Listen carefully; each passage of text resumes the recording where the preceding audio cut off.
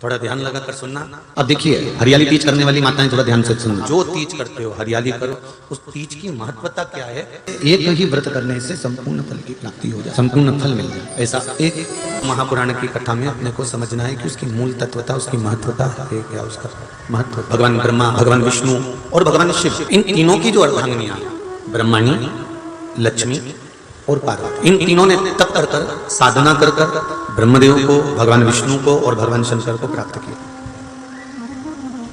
और तीनों ने प्राप्त कर कर तीनों देवताओं से वर मांगा कि वर हमको ऐसा दीजिए कि हमारे तप साधना का फल नारी को तीज के दिन प्राप्त हो जाए। अब देखिए जरा, एक ही व्रत से, एक ही उपवास से उसको संपूर्ण तप साधना का फल प्राप्त हो रहा है। संपूर्ण तप साधना का फल उसको मिल रहा है। मात्र एक व्रत, केवल एक व्रत कर रहे हो, संपूर्ण तप साधना का फल उसको। ऐसा कोई व्रत, ऐसी कोई साधना, ऐसा कोई शंभो शरण। क्या स्त्री भगवान शंकर के शिवलिंग का स्पर्श कर सकती है? क्यों नहीं? हरियाली तीज जब माताएं करती हैं, शिव जी से पार्वती जी ने पूछा कि आप बस रजस्वला धर्म के समय पर स्पर्श ना करें, रजस्वला धर्म के समय पर भगवान को छुएं ना, मंदिर देवालय शिवालय ना जाए।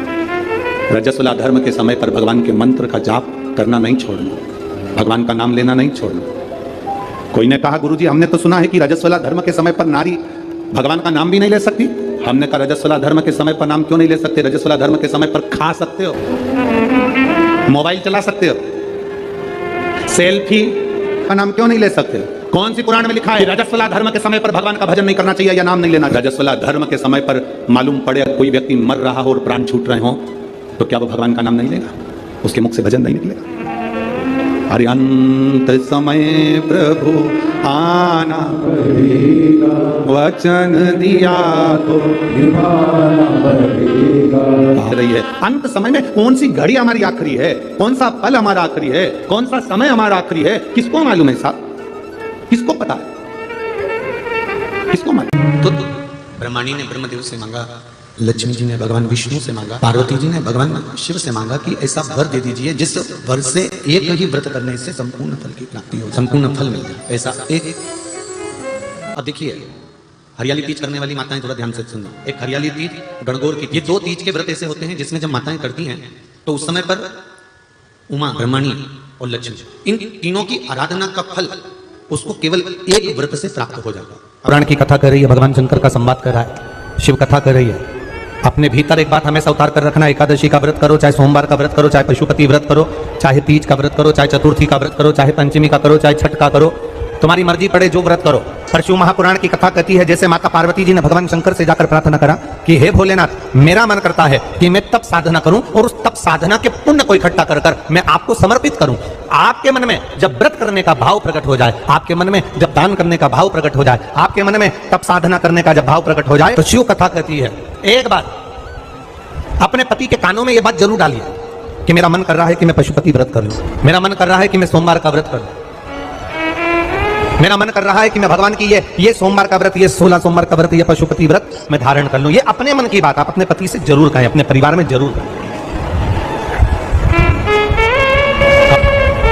शिव महापुराण की कथा कहती है आपका किया गया उपवास, आपका किया गया भजन, आपका किया गया मंत्र जाप, जब आप करने के लिए बैठें, उपवास करें, मंत्र जाप करें, कीर्तन करें, तो आप जब जप करने या कीर्तन करने या मंत्र जाप करने या उपवास करने के लिए जब तैयार हों और आगे बढ़ें, उपवास करते समय, तप साधना करते समय कोई परिवार का व्यक्ति आकर यदि आपका हाथ पकड़कर उठा दे या आपको अपशब्द कहे तो ये श्रेष्ठता नहीं है। आप करो पशुपति व्रत, आप करो सोमवार के व्रत, पर निवेदन है कि व्रत करते समय, व्रत के पहले आपके परिवार वालों को, आपकी पति को, माता पिता को, परिवारजन को ये बात बता दी जाए कि हम ये व्रत कर रहे हैं। उसका कारण केवल इतना सा है कि जब हम ये परिवार वालों को बता देंगे कि हम व्रत कर रहे हैं तो आपके व्रत में कोई टोकने वाला नहीं रहेगा, आपके व्रत को कोई रोकने वाला नहीं रहेगा और आप निष्कपट भाव से भगवान की अविरल भक्ति को धारण कर सकते हैं। निष्कपट भाव से भगवान के भजन को धारण कर सकते। इतना सुंदर वर्णन किया गया है महामृत्युंजय मंत्र का। यदि हम किसी ब्राह्मण से अनुष्ठान करवा रहे हैं, महामृत्युंजय मंत्र का यदि हम किसी ब्राह्मण से अनुष्ठान करवा रहे हैं, शिव महापुराण की कथा कहती है अनुष्ठान पत्नी करवा रही है या पति करवा रहा है, सास करवा रही है या ससुर करवा रहा है, घर का जेठ करवा रहा है या जेठानी करवा रही है। शिव महापुराण की कथा कहती है जितने लोग आपके घर में रह रहे हैं, जितने लोगों के साथ आप 24 घंटे घर के अंदर रह रहे हैं, जब हम पशुपति व्रत करें या महामृत्युंजय का अनुष्ठान किसी ब्राह्मण से करवा रहे हैं या मंदिर में हम अनुष्ठान करवा रहे हैं, तो भी हमारे चित्तवृत्ति से हमारे परिवार वालों को यह मालूम होना चाहिए कि मैंने उन ब्राह्मण के द्वारा अपने परिवार के हित के लिए, अपने बुजुर्ग के हित के लिए, अपने घर के हित के लिए मैंने महामृत्युंजय का अनुष्ठान करवाया है। उसका पुण्य 4 गुना बढ़ता है, जिससे घर के लोगों में कोई विस्मयता उत्पन्न ना हो, हमारे मन के भीतर कोई भेदभाव उत्पन्न ना हो। और हम तो यहां तक कहेंगे, आप अगर शंकर जी के मंदिर में जा रहे हो, 1 लोटा जल चढ़ा रहे हो, शंकर जी के मंदिर में पहुंचकर 1 लोटा जल समर्पित कर रहे हो, तो भी आपके घर के लोगों को मालूम होना चाहिए कि ये पास वाले शिव मंदिर में गई है, मेरे पास के मंदिर में मेरा घर का बच्चा शंकर जी को जल चढ़ाने गया है, मेरा पति पास के मंदिर में शंकर भगवान को जल समर्पित करने के लिए गया है। ये घर के लोगों को क्या चाहिए कि ये पास के मंदिर में मेरी धर्म पत्नी गई है, पास के मंदिर में मेरे माता पिता गए, पास के मंदिर में मेरे परिवार के लोग हैं। ये आपकी चित्तवृत्ति में और परिवार की चित्तवृत्ति में ये बात रहना चाहिए, छुपा कर नहीं जाना, छुपाकर भगवान के मंदिर में नहीं गए, छुपाकर पशुपति व्रत नहीं करें। महाराज, शिव महापुराण की कथा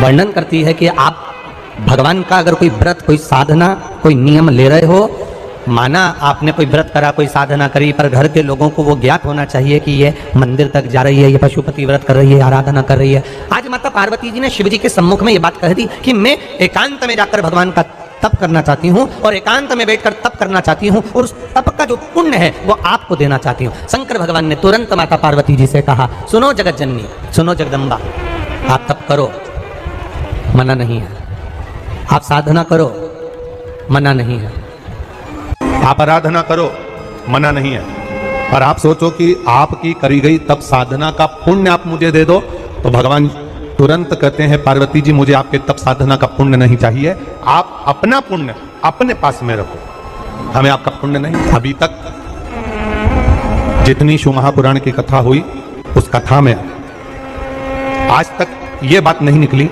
जो आज आप लोगों के बीच में इस भोपाल नरेला विधानसभा में जो कथा चल रही है इसमें ये कहना चाह रहे हैं। बड़ा ध्यान लगाकर सुनना। आप अगर 5 महीने तक, 6 महीने तक, 3 महीने तक, 2 महीने तक, 15 दिन, 20 दिन, 1 महीना, 1 साल, 2 साल, 8 साल, 4 साल अगर आपने शंकर भगवान को जल चढ़ाया है, तो शिव महापुराण की कथा यहां तक कहती है कि आपके घर में अगर कोई व्यक्ति बहुत दयनीय स्थिति में पड़ा हुआ है, हॉस्पिटल में पड़ा हुआ है, कोई तकलीफ में पड़ा हुआ है, कोई कष्ट में पड़ा हुआ है, तो आप जब भगवान शिव को जल समर्पित करो तो बाबा से ये विनती कर कर भी जल समर्पित कर सकते हो कि मेरे परिवार का एक व्यक्ति, उसका इस साथ में ये हो गया और वो हॉस्पिटल में पड़ा, उसका नाम ये है, गोत्र ये है। बाबा, हमने जो तप साधना करी है, हमने जो इतने महीने तक आपको जल समर्पित करा है, हमने जो बेलपत्र समर्पित करी है, मेरे बाबा आज स्वीकार करना। और जो हॉस्पिटल में पड़ा है, जो कर्जे में लदालूम पड़ा है, जो तकलीफ भोग रहा है, ऐसी कृपा करना बाबा कि मेरे 2 महीने जो मैंने जल चढ़ाया है उस चढ़ाए गए जल का पुण्य मैं उसके खाते में देती हूँ और उसको ठीक कर देना। ये पुण्य का। भारत की भूमि पर कई माता में मेहंदियां लगाती हैं, चूड़ियां पहनती हैं, सुंदर चुनड़ी पहनती हैं, माफ करती हैं, माता का आराधना करती हैं। उसका कारण केवल इतना सा है होता है कि चंचुला देवी जब 14 दिन तक शंकर और पार्वती अपने गुफा में से बाहर नहीं निकले शिव महापुराण के यजमान बनने के लिए, तब माता चंचुला देवी ने हाथ जोड़कर मां जगतजननी जगदम्बा को सुंदर वस्त्र, सुंदर चूड़ियां, सुंदर आभूषण माता के चरणों में ले जाकर समर्पित करे थे और कहा, मां इन चूड़ियों को जो मैं दे रही हूं, ये लाल चूड़ी, ये लाल श्रृंगार, ये लाल वस्त्र, जो लाल चूनर जो मैं प्रदान कर रही हूं, मां बस ऐसी कृपा कर दे कि तू इन चूनर को धारण करे और मेरा भी सौभाग्य, मेरा भी सुहाग अमर कर दे। क्यों चढ़ाया जाता है? क्योंकि भगवान शंकर की सबसे छोटी लड़की जो है वो अशोक सुंदरी है, और ये जो छोटी लड़की है अशोक सुंदरी, ये नारी को अखंड सौभाग्यता का वर प्रदान करती है। कौन सी नारी, किस नारी को अखंड सौभाग्यता देती है? तो महाराज शास्त्र कहता है, जिस नारी के भाग्य में लिखा होता है कि इसको वैधव्य होना है, इसके पति को समाप्त होना है, अगर वो नारी अशोक सुंदरी वाली जगह पर जल चढ़ा देती है तो पति पर अगर काल भी मंडरा रहा होता है तो माँ अशोक सुंदरी महाकाल से कहकर काल को टाल देती है। वो अशोक सुंदरी का श्री शिवाय नमस्तुभ्यम, श्री शिवाय नमस्तुभ्यम, हर हर महादेव। यह उपाय हरियाली तीज के दिन अवश्य करें। इस उपाय को करने से होगी आपकी हर मनोकामना पूरी। श्री शिवाय नमस्तुभ्यम, हर हर महादेव।